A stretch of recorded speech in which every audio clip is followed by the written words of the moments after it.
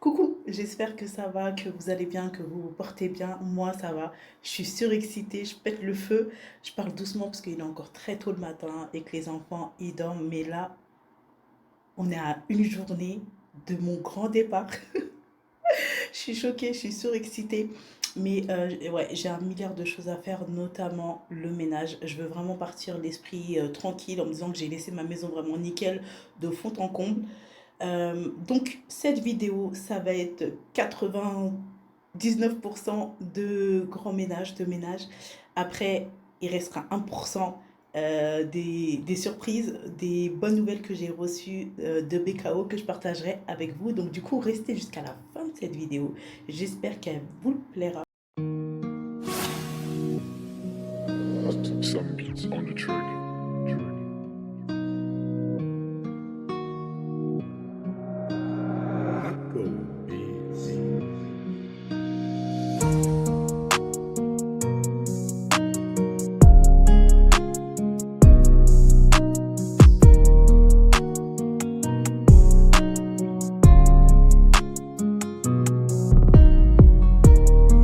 Ça y est, c'est parti. Je commence par laver tous mes pinceaux. Ils étaient vraiment cracra. Je pouvais pas partir comme ça avec. Faites pas attention à Madji là-bas qui est complètement cramée. Ensuite, j'ai lavé mes peignes, mes brosses avec de l'eau chaude et j'ai juste mis un petit peu de shampoing. Je sais pas si ça se lave comme ça, mais bon, moi je fais comme ça et c'est efficace. Je laisse reposer dans le lavabo, mais en attendant, on va aller dans la salle de bain. Je vais commencer par nettoyer les joints. C'est vraiment une catastrophe. Vous allez voir l'ampleur des dégâts après. Donc, je mets 2 doses de bicarbonate de soude, 2 doses de vinaigre de ménage. À ça, je rajoute de l'eau bouillante. J'aime trop quand ça mousse comme ça. Là, dans ce mélange-là, je vais mettre tout le matériel dont j'ai besoin. Une éponge, je sais pas comment on appelle ça, mais c'est pour nettoyer les plantes. La brosse bleue, du coup, et une toute petite brosse en guise de... Avant, j'utilisais une brosse à dents, mais du coup, j'ai vu qu'il y avait un outil qui servait à ça, donc voilà. Donc, après avoir nettoyé une première fois les plantes et le sol, je vais laver le mur. J'ai remis du produit pour que ça agisse sur les rebords des plantes parce que là franchement c'était vraiment chaud à tel point que j'ai pas réussi à vraiment tout enlever. À force de gratter les plantes, je me suis rendu compte que j'arrachais carrément le mur. En fait, c'est pas de la crasse. Je pensais que c'était de la crasse, mais c'est pas de la crasse.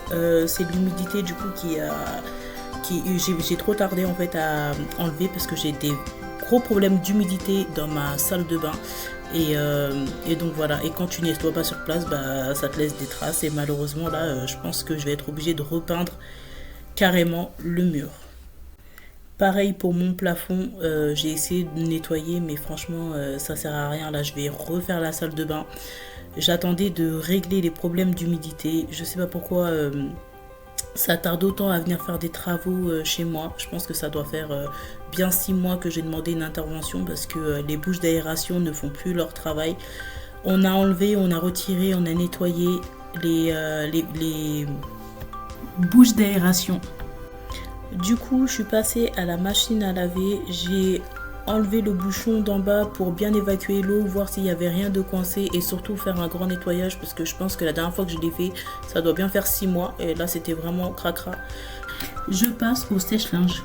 J'ai réutilisé l'eau, était dans le bac, je l'ai réutilisé pour faire mon ménage, du coup j'ai changé l'eau qui était sale. Bon, c'est bon, un sèche-linge, c'est pas spécialement très sale. Par contre, la partie préférée, c'est là, quand on enlève tout ça, là. Ah, j'aime trop, c'est trop satisfaisant. D'enlever tout l'intérieur comme ça, c'est trop bien. Donc là, je vais passer un coup vite fait partout, surtout sur la vitre intérieure-extérieure. J'ai envie de dire, c'est ce qu'il y a de plus sale. S'il y a bien une chose que j'aimerais aménager dans ma salle de bain, c'est vraiment un plan de travail. Il y en a une planche entre le sèche-linge et la machine à laver. Elle me dépanne vraiment beaucoup, mais c'est pas assez. Je pense qu'on va refaire des travaux. C'est vraiment trop pratique. Du coup, après le sèche-linge, on va passer à la machine à laver. Donc là, je l'ai faite à fond et j'ai fait tourner la machine sans rien dedans, vraiment pour tout nettoyer de l'intérieur. Franchement, là, J'ai arrêté de travailler et honnêtement, je trouve qu'il y a beaucoup plus de choses à faire quand tu ne travailles pas, quand tu es maman au foyer, que quand tu es au travail. Quand tu es au travail et tu y es. Tu as la tête tranquille, tu es payé pour faire ton boulot, mais il n'y a pas de distraction. Quand tu es à la maison, tu te fais interpeller toutes les 5 secondes, il faut que tu quittes ce que tu es en train de faire pour aller t'occuper des enfants, pour faire tes allers-retours. Tu vas faire à manger, tu reviens, il faut que tu nettoies. Et il y a tellement de choses à nettoyer dans une maison, on n'a pas idée en fait, on ne se rend pas compte à quel point c'est non-stop. Il n'y a aucun moment de répit, même le soir, quand tout le monde va se coucher, tu es la dernière à aller te coucher parce qu'il faut encore que tu nettoies tout ce que tu as à nettoyer. Quand je vois l'état de mon miroir, ça fait 3 jours que je suis censée le nettoyer, mais que je n'ai pas le temps de prendre 5 secondes et de nettoyer mon miroir. C'est une dinguerie. Et c'est tellement pas valorisé qu'on a l'impression que tu ne fais strictement rien. Et le pire, c'est que je pensais comme ça aussi, du coup, des mères au foyer. Pourtant, je suis maman d'une grande fratrie et tout. Mais le fait que j'aille travailler tous les matins, je me rendais pas compte à quel point ça demandait vraiment beaucoup de boulot à une maman d'être à la maison, de s'occuper de ses enfants, de s'occuper de sa maison, de son mari. Et il n'y a aucune pitié. Tu es à la maison, tu as tout le temps pour faire ce que tu as à faire, donc personne ne te calcule. Du coup, le côté machine à laver, c'est bon, c'est ok. Je suis pas très satisfaite parce qu'il reste encore l'humidité, mais bon, c'est toujours mieux que comme c'est arrivé. Du coup, on passe au lavabo. Par contre, je veux bien une astuce pour faire briller la robinetterie. Parce que là, en nettoyant tout de suite, ok, ça sera clean, mais revenez demain et il y aura plein de calcaire dessus. Donc, si vous avez des astuces, je suis preneuse. Là, pendant que je fais mon ménage avec vous, je vais vous parler de mon état d'esprit actuel. Comment dire, oui, vous vous en doutez, je suis stressée, je suis surexcitée en même temps, je suis plein de doutes, mais je suis tellement contente d'avoir réussi à sauter le pas. J'espère ne pas mourir de faim là-bas. J'espère sincèrement que tous les films que je me suis fait dans ma tête, ça va se passer au mieux. J'espère que je vais pas être confrontée à trop de soucis sur place. J'espère que le plan que je me suis fait surtout va marcher et que tout va pouvoir se mettre en place assez vite et que je vais être facilitée, que je fasse que des belles rencontres qui vont m'aider à évoluer, à grandir. Que mes enfants, eux, vont réussir à s'adapter parce que les 2 petits, du coup, c'est la première fois qu'ils vont au Mali. 2 enfants en bas âge comme ça, la gestion, je pense que ça va être compliqué, même si je pense sincèrement que ça va pas du tout être le plus compliqué parce que on sait comment en Afrique ça fonctionne avec les enfants. Il y a quand même beaucoup de gens, beaucoup de monde pour nous aider à gérer nos enfants. C'est pas comme en France où tu seras dans ton appartement toute seule. Avec tes galères, là-bas il y aura plein de papis, plein de mamies pour les garder et ils auront plein de cousins, cousines du coup avec qui passer du temps, avec qui se distraire. Donc normalement on n'aura pas besoin, il n'y aura pas d'écran. Dans tous les cas, moi j'ai pas de télé chez moi dans ma chambre et je compte pas en mettre une. Mais voilà, je veux vraiment que mes enfants s'épanouissent loin de tout ce qui est toxique. Je veux vraiment qu'ils apprennent à vivre simplement, sans avoir trop de choses à leur porter, qu'ils se rendent compte de la chance qu'ils ont, qu'ils se rendent compte que, à force de grandir, que la vie n'est pas simple, qu'on n'a pas tout comme on voudrait, mais qu'on dépend vraiment de Dieu pour tout en fait. Mais c'est pas ce qui m'inquiète. Vous savez ce qui m'inquiète moi, c'est que je suis quelqu'un d'introverti. J'ai vraiment du mal à aller vers les gens, j'aime bien être toute seule dans mon cocon, j'aime bien être enfermée dans ma chambre, j'aime bien être au chaud sous ma couette, j'aime bien passer du temps avec moi-même, je me suffis, d'accord ? Mais là en fait je vais sortir de ma zone de confort, je vais devoir aller vers les gens, je vais devoir parler avec eux, je vais devoir prendre des numéros, je vais devoir donner mon numéro, je vais devoir dialoguer, discuter, signer des contrats, aller me vendre et ça vraiment c'est ce qui me fait vraiment le plus peur. Je me demande est-ce que je suis réellement capable de sortir de ma zone de confort. est-ce que je serais capable, même si je suis contrariée, même si la personne en face de moi me fait sortir de mes gonds, est-ce que je vais être capable de me contrôler parce que je suis vraiment quelqu'un de très sanguine. Et là, je ne serai pas sur mon terrain, je ne serai pas en position de force. Là, je vais devoir me vendre, je vais devoir me rabaisser même certaines fois pour obtenir ce que je veux. Est-ce que je suis vraiment capable de faire ça? Je ne sais pas. Je vais apprendre dans tous les cas, je vais apprendre de mes erreurs parce que bien évidemment que je vais en faire, c'est sûr. Mais à force de, j'ai confiance. Il faut être assez intelligent pour savoir que on peut pas être gagnante à tous les coups et surtout on peut pas toujours remporter le bras de fer. Donc il va falloir que je m'y fasse. Être humble, c'est la clé de ce monde, je pense, d'accord? Là, je continue, j'ai nettoyé toutes les portes de la maison, toutes les plaintes. Là, j'arrive au bout. Ça fait quoi? 10 minutes que je discute avec vous, mais vous savez que là, ça fait 5 heures déjà que je suis en train de nettoyer, que je suis en train de lessiver la maison. Mode rapide là, c'est trop bien. Si ça pouvait exister dans le monde réel, ce serait encore mieux. Alors moi, je ne sais pas comment vous fonctionnez chez vous, mais moi les murs, je les nettoie quand ils sont sales. Quand je vois une trace, je nettoie sur place et une fois tous les 2 mois, je pense que je lessive comme je suis en train de le faire les murs de haut en bas pour éviter que la poussière s'installe trop. Au niveau des plaintes, quand je fais le grand ménage, donc une fois par mois, je passe un coup de chiffon et normalement ça suffit. Mais là, je voulais vraiment le faire à fond. Comme je sais que je pourrais pas le refaire avant plusieurs mois, il faut alléger au maximum monsieur pour qu'il ait une maison propre et qu'il puisse se concentrer que sur le nécessaire. Donc voilà. Là, je termine les murs et ensuite, je vais arrêter parce qu'il y a ma famille qui vont arriver pour venir me dire au revoir. J'ai pas eu besoin de faire quoi que ce soit à manger, chacun a ramené quelque chose, on a bien mangé, on a bien rigolé, mes nièces, elles ont carrément fait mes valises, elles sont trop mignonnes, vraiment. Que Dieu vous accorde vraiment d'avoir des enfants comme ça parce que pour moi c'est une réelle bénédiction, je suis vraiment tranquille et j'ai l'esprit tranquille concernant vraiment mes nièces et mes neveux. Donc une petite dédicace pour vous, que Dieu fasse que vous ayez les mêmes enfants, voilà. Du coup, ils sont restés vraiment pas longtemps. On a juste eu le temps de se dire au revoir, de manger. Et ils sont repartis. Donc moi, j'ai repris le ménage. Là, du coup, je fais le salon. En dessous, les canapés, catastrophe. Non, ça va.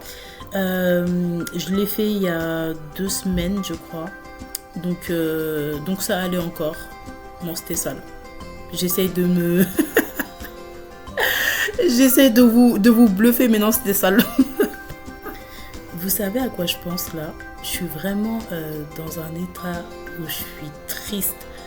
Parce que en fait, moi et mes sœurs, mes frères, on se voit pas tous les jours. Mais on supporte pas d'être loin les uns des autres non plus. C'est-à-dire que quand il y en a une, elle va prendre l'avion, tout le monde va être inquiet, tout le monde va être sur son téléphone. Pendant tout le temps où la personne, rien qu'elle part en vacances, on sera tout le temps là à s'appeler les uns les autres pour savoir s'ils ont des nouvelles, mais sans pour autant être à harceler la personne parce qu'on sait qu'elle passe un bon moment, parce qu'on sait qu'elle est en vacances, parce qu'on sait qu'elle a besoin de respirer. Mais toute la famille est stressée jusqu'au retour de la personne. Et là, tout le monde avait les larmes aux yeux en me voyant partir. Et là, pendant que je vous dis ça, mon téléphone sonne. C'est ma grande sœur Fatou qui... Pardon. Atoumata qui me fait ses bénédictions, qui me dit que je vais lui manquer, qui me demande de faire attention, les dernières recommandations d'une maman quoi. Et là j'ai dû couper toute la séquence parce que les enfants se sont réveillés de leur sieste et ils faisaient leurs allers-retours. Je me suis arrêtée une 20aine de fois pour faire des allers-retours vis-à-vis d'eux. Donc là ça doit bien faire 2 heures que j'essaie de nettoyer le salon, mais bon. C'est parti, je peux recommencer. Leur papa est venu les récupérer. Ils sont sortis. Là, j'ai toute la maison pour moi toute seule. J'ai vraiment intérêt à m'activer le plus possible pour essayer de faire le maximum avant qu'ils reviennent m'importuner encore une fois. Moi, je sais que les gens me disent qu'ils nettoient derrière leur canapé une fois par semaine, mais moi, franchement, j'y arrive pas. Pour être tout à fait honnête, je le fais une fois toutes les 2 semaines.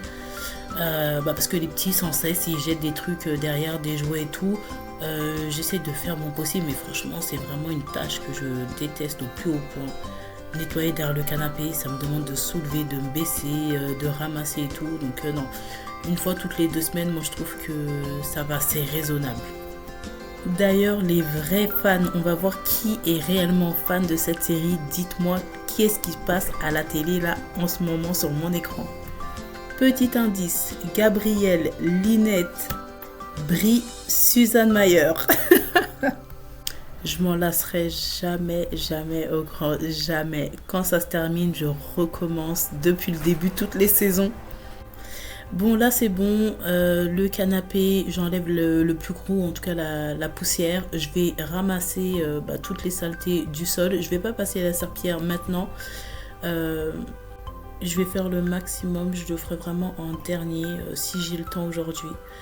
Là, je vais, après avoir ramassé tous les niéguémés, je vais prendre les chaises et je vais commencer à mettre les housses dessus que je suis allée laver.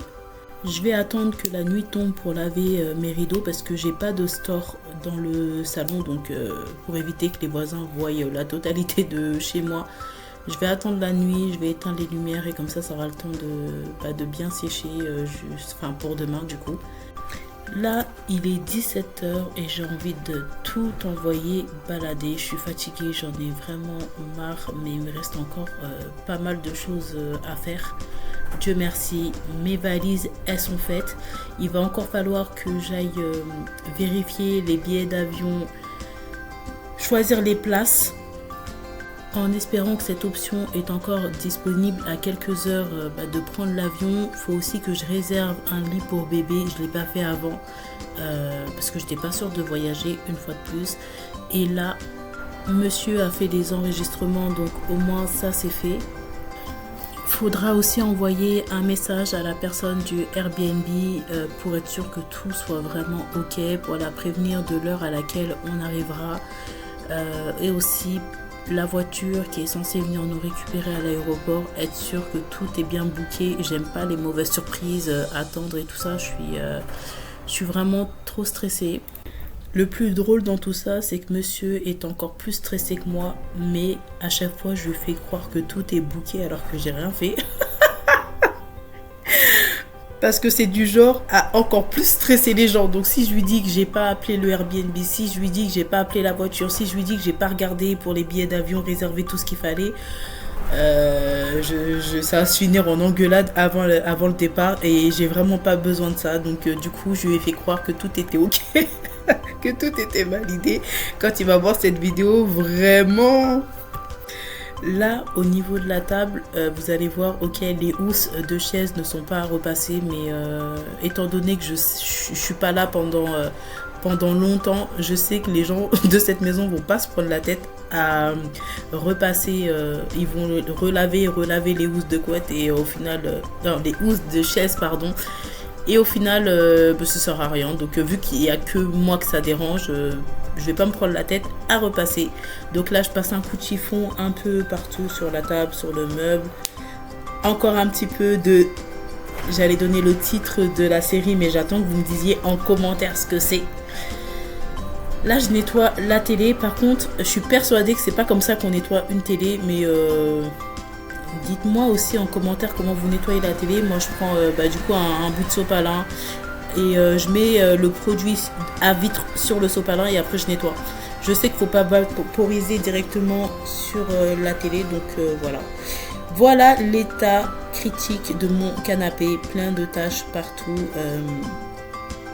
Ça faisait longtemps que je ne l'avais pas fait, mais du coup là vraiment pour nettoyer en profondeur, j'ai sorti la machine pour bien frotter, nettoyer avec le produit. Ça pareil, normalement quand il y a une tache, je nettoie directement avec un chiffon, de l'eau et du savon, ça part directement. Mais quand c'est vraiment sale comme ça et quand j'ai besoin vraiment de faire un lavage en profondeur, je sors la machine et franchement elle est top. Par contre, est-ce que je rachèterais une autre machine comme ça si j'aurais su? Non. Parce que finalement, elle me sert une fois par mois, c'est efficace, mais pour ce que j'en fais, franchement, je sais pas si ça vaut le coup. Voilà, c'est ça. Si vous avez des enfants qui font pipi au lit, ça par contre je vous la conseille parce qu'il faut tout le temps nettoyer le matelas à fond et en plus ça laisse une bonne odeur. Donc oui, je vous conseille, mais là dans mon cas, pour l'instant en tout cas, je referai pas le choix de cet achat là. Mais par contre, c'est vraiment très satisfaisant à regarder. J'aime trop frotter les rayures que ça fait et tout dessus. Vous allez me prendre pour une folle, mais ouais. J'aime trop. Par contre, c'est moins drôle à nettoyer, ça je vous le confirme. Donc là, je suis à la fin du canapé. Ça m'a pris à peu près 30 minutes pour nettoyer parce que vous voyez en mode accéléré et surtout vous voyez un passage. Sauf que j'ai fait 2 passages à chaque fois pour nettoyer mon canapé, pour être bien sûr que tout soit propre, parce qu'une fois que le canapé est mouillé, on voit plus les taches. Donc du coup, on voit le résultat uniquement quand tout est sec. Donc pour éviter les mauvaises surprises, je passe toujours 2 fois sur le canapé. Du coup, je vous ferai voir le résultat final, mais tant que c'est mouillé, malheureusement, on ne peut pas voir vraiment à quel point le canapé est propre. Donc c'est ce que je vous disais, regardez, on a l'impression qu'il y a encore des taches, mais une fois que ça a séché, non, c'était nickel de partout, plus aucune tache. Donc là, finalement, j'ai passé vite fait un coup dans la cuisine. Je ne l'ai pas fait à fond parce que je l'ai fait il n'y a pas très longtemps à l'intérieur des placards. Mais par contre, sur la surface, oui, il y avait plein de traces de doigts. Sur le plan de travail aussi. Donc ça, je nettoie. Bon, en même temps, à chaque fois qu'on fait la cuisine, on nettoie derrière. Donc là, c'était vraiment des traces vite fait de restes de nourriture que je venais de terminer de faire. Je suis toujours preneuse de bonnes astuces pour nettoyer à chaque fois. Je fais un peu comme je pense que ça doit être fait, mais dites-moi s'il y a des choses que vous voyez que je fais et qui ne sont pas efficaces. Là, la surface des placards, en fait, les portes, je nettoie juste avec de l'eau et du savon. Parce que quand je mets les produits, je sais pas, pour moi, je vois pas trop la différence. Donc voilà. Je nettoie vite fait le plan de travail en face de la gazinière, de la plaque, le frigo et les portes du coup d'en bas aussi un petit peu. Après je vais faire le lave-vaisselle. Je vais le vider et je vais le re-remplir pour le faire tourner. Ça franchement j'aime trop. Vive le lave-vaisselle. Franchement quand je devais faire la vaisselle à main nue, Seigneur. Mon Dieu, comme c'était difficile avec une grande famille. Non, c'était vraiment insupportable. Les biberons, tout ce que je déteste, laver les biberons, c'est vraiment contraignant. Et là, franchement, c'est nickel, ça va vite, on se prend pas la tête, on met tout. Enfin, le ménage terminé. Ça y est, c'est officiel les gens. Là, on s'en va déposer la voiture. Elle s'en va pour le Mali. Je suis triste, j'ai peur, je sais pas, je laisse ma voiture partir. Allez, dites-lui au revoir. Dites-lui rendez-vous au Mali pour des nouvelles aventures. Du coup, elle est bien partie, la société l'a pris en charge et surtout, elle est bien arrivée à Bamako. Et je suis tellement contente, c'est vraiment un stress en moins de savoir que notre voiture, elle est arrivée en bon état comme on l'a laissée. Ils l'ont nettoyée de fond en comble, de l'intérieur et de l'extérieur. Ils ont regonflé les pneus. Par contre, vous vous rappelez sur la voiture, il y avait une échelle, mais ils ont dû la retirer pour le voyage parce que du coup, elle était bien trop haute. Sinon, j'aurais dû payer des frais. Voilà, en image, je vous mets ce qu'il y avait sur le toit, la galerie.